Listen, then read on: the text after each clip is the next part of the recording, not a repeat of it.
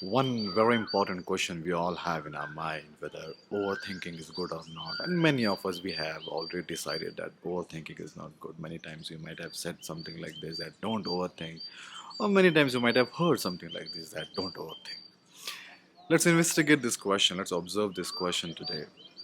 Uh, what's the problem with overthinking? And for that, we need to define what is overthinking. And is it possible to define overthinking, by the way? Because it varies from person to person. It's like not like sine theta and cos theta, where the language is universal. So the limit after which we think it is overthinking, it varies from person to person. It's very subjective, isn't it? So, ladies and gentlemen, boys and girls, is not about I discovering what is overthinking. Because if I discover what is overthinking and what is the impact of overthinking, whether it's good or bad, it's you also discovering it. You also look inside, because we don't need any gurus or we don't need any babas to understand ourselves, right? It's your responsibility to look inside and understand these critical aspects of your life. No one is coming for us. It's we have to take care of our ship. Now, if I discover about myself about overthinking, uh, because I've been living in Himalayas, and Himalayas is absolute silence outside. Because if there are too many distractions from coming from outside, then you will always react to those distractions, and you will keep thinking, keep thinking, keep thinking, keep thinking. But the problem is not that keep thinking. That can't be overthinking. If you keep thinking, and every thought is different, then I don't see any problem. What do you mean by a problem? Problem in the sense I feel uncomfortable, right? Because something which has to be stopped, it means it is making you uncomfortable. That's the reason you want to stop it. Something which making you comfortable, why you will stop it? So when you reach the limit where your thinking is making you uncomfortable, but if I'm thinking every second something new, that's not overthinking. I think I never felt uncomfortable after watching everything new. It means you're breaking the monotony. You are living a very different life, breaking the monotony. It means you're gaining a lot of new experience if you're thinking multiple things coming from outside, by the way, not from inside. Huh? And in the city life, there are too many distractions. So, but if you're living a life, for example, you're working in one organization where the culture is so good that every moment you have a different interaction going on, different communication going on, different activities going on, and those is giving you thinking triggered by the outside environment, then should not be a problem, according to me. Uh, but if you take one thought and you keep thinking about it, and sometimes you will not see any kind of trigger also for that thought. You will not see that there's no trigger. You're sitting alone and still you have that thought. That thought could be anything. It could be anything. Could be anything. And if you're continuously thinking about that thought, thinking about that thought, thinking about that, and the nature of that thought is pain. See that either thought will give you pleasure or thought will give you pain, isn't it?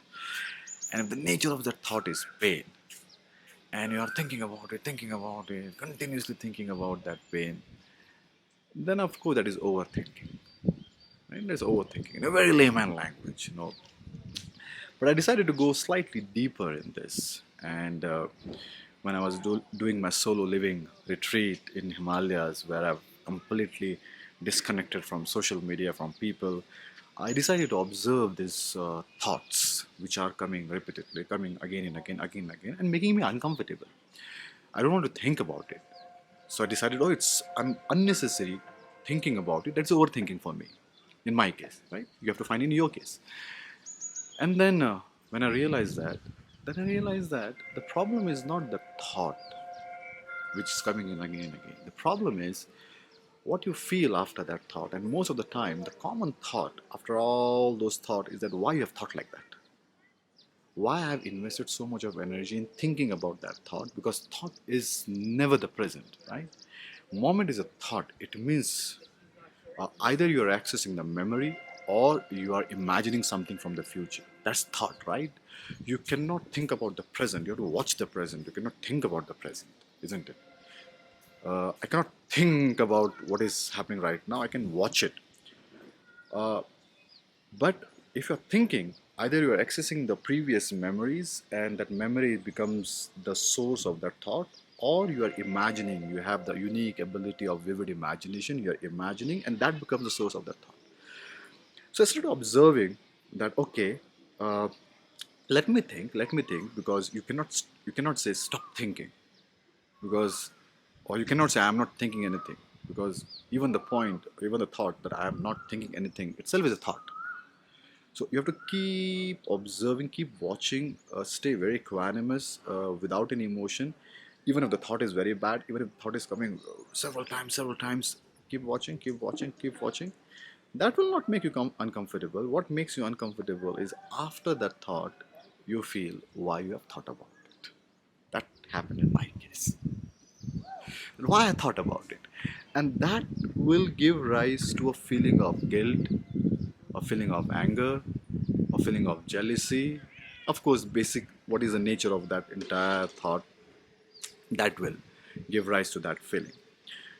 But ladies and gentlemen, boys and girls, sirs and ma'ams, if you are always in a thinking mode, always in a thinking mode, then you're always traveling in the time. It's like,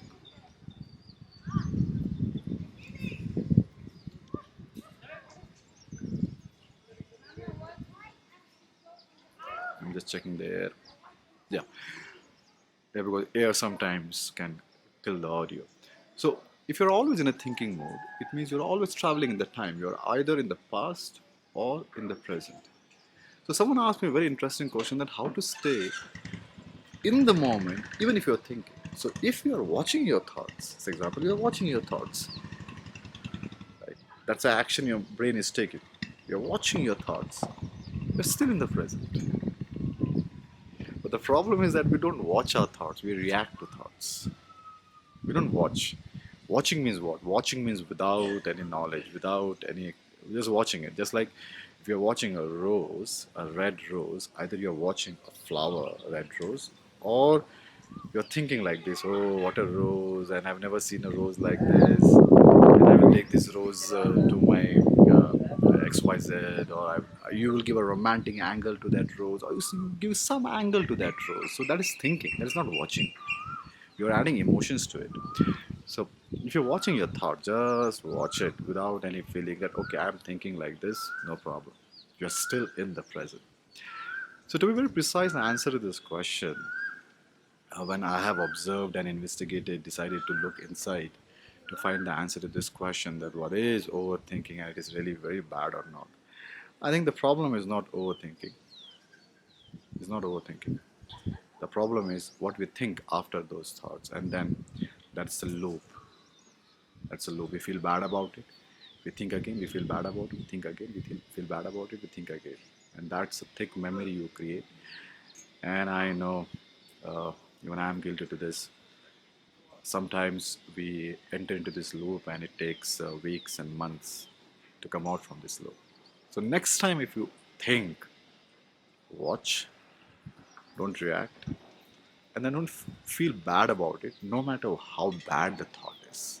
It's just a thought, nothing else. It's not the truth, just a thought.